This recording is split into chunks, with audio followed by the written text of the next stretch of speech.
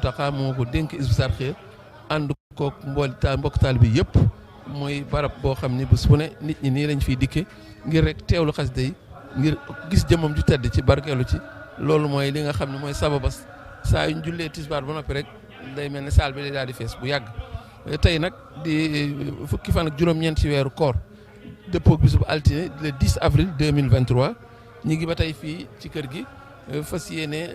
jottali leen programme njàng mi nga xam ne dana am tey njàng mi nga xam ne kuréel 2 bu Hizbut Tarqiyyah bu Dakar ñoom ñoo ko yore ci njiital sëñ Malick Lo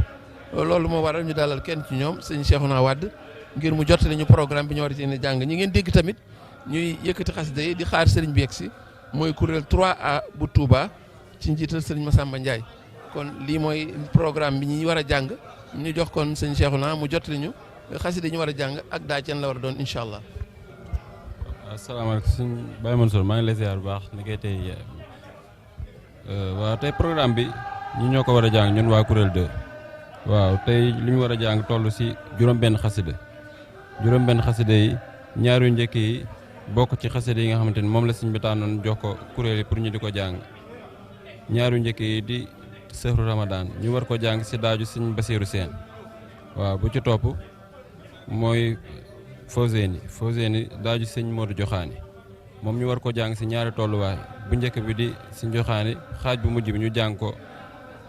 eeru sëñ Mustafaa Si bu jeexee nañ ci teg zalat sëñ Siise bu jeexee ñu tegaat si xasida ziyaar muy yaaman bi am daax yi waa kër sëñ Massamba bu jeexee ñu teg ci farij loolu moo nekkoon programme bi bu jeexee rek ñu daal di yemale foofu jotaay bi. jërëjëf sëñ Cheikhouna ñuy fàttaliwaat rek ne jotaay bi njàng mi waxtu lay doon niñ ko waajalee ñëpp defe naa ni kon tamit loolu soppikuwul. waaw waxtu la rek waaw comme ni ko kuréel yëpp doon defee rek noonu lañ koy defee waaw. jërëjëf sëñ Cheikhouna du ma la téyewaat mën ngaa dellu xam naa kuréel gaa ngi lay xaar ñu lay sant bu baax ci liggéey bi ak leeral yi nga xam ne def nga ko ci. Donc nous allons faire une petite synthèse pour ceux qui nous suivent dans les autres langues internationales, particulièrement en français. Aujourd'hui, nous sommes le 10 avril 2023, qui coïncide avec le 19e jour du mois de Ramadan. C'est un lundi et la salle Refuge du Monde au moment où nous parlons. L'objet, le dessin, c'est le même. C'est la déclamation des écrits de Cheikh Ahmadou Bamba dans cette salle devant le khalife de 17h30 ou un peu plus à 18h30 parce que la déclamation mais dure 1 heure d'horloge et c'est ça le protocole fixé depuis l'année dernière, depuis le début du Ramadan, depuis 3 ans ou même depuis 4 ans pourrait-on dire. C'est pour cela que nous avons, n'est-ce pas, donné la parole à l'un des membres de ce groupe de chanteurs, Serigne Cheikhouna Wade, qui nous a égrené les différents écrits qui seront déclamés ici. Pour rappel, le Kuréel 1 de tout Dakar qui est à l'honneur dans la salle est dirigé par Serigne Malick Lo. C'est lui qui aura la charge, n'est-ce pas, d'être le maître de chœur dans cette déclamation. Et ceux qui vous entendez en train de distiller ces mélodies, n'est-ce pas, ce sont les membres du Kuréel de la Daara Hizbut Tarqiyyah de Touba, mais le Kuréel numéro 3A, sous la direction de Serigne Massamba Ndiaye. Voilà donc pour ce qui est du programme d'aujourd'hui,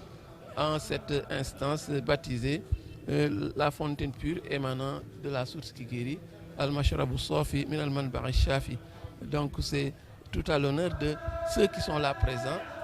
qui viennent se ressourcer, qui viennent remplir leur besace de bienfaits, qui viennent se revigorer en ces circonstances bénites, particulières, des circonstances d'intense adoration et également de privation. Le Ramadan oblige et c'est pourquoi aujourd'hui également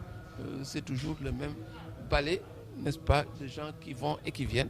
et qui ne sont jamais harassés de venir chaque jour à l'heure, bien avant l'heure même pour entrer. Et souvent, vous voyez, il arrive même que le calife arrive et demande qu'on ouvre les portes pour que ceux qui ne peuvent pas accéder à la salle au moins puissent le voir de loin, puissent voir la salle de loin, puissent mieux entendre parce qu'il y a 2 salles et dès le départ, elles sont toutes pleines. C'est donc le programme que nous avons à cœur de vous présenter. C'est également le défilé des frères du Khalif, ceux qui l'accompagnent dans cette tâche, ceux qu'on dit frères mais qui ont troqué ce lien fraternel contre un lien d'allégeance parce qu'ils voient en Serigne Mountakha le guide, l'autorité, le maître de Touba. Il est tout simplement Serigne Touba et c'est pourquoi aujourd'hui encore, à ses côtés, les gens le lui rendent parce que il a eu une attitude similaire, bien mieux encore, avec ses aînés, avec ses pères. Et aujourd'hui, il est plus que normal que les gens aient cette attitude, n'est-ce pas, à son endroit. Puisse Dieu lui accorder une très très très longue vie, une très bonne santé. Également, il faut voir que le staff de Hizbut Tarqiyyah est toujours également à l'œuvre. Nous voyons sur l'écran Serigne Youssou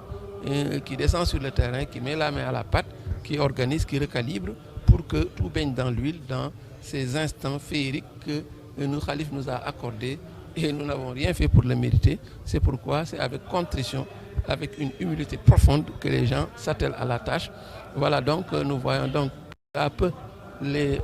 l'entourage du Khalif s'approcher. Cela veut dire que bientôt ce sera son arrivée et il va déclamer, les courriels vont déclamer dans la salle et dès son arrivée ce sera le point de départ. Le départ sera donné pour la déclamation sur les écrits chers. Voilà donc pour ce qui est du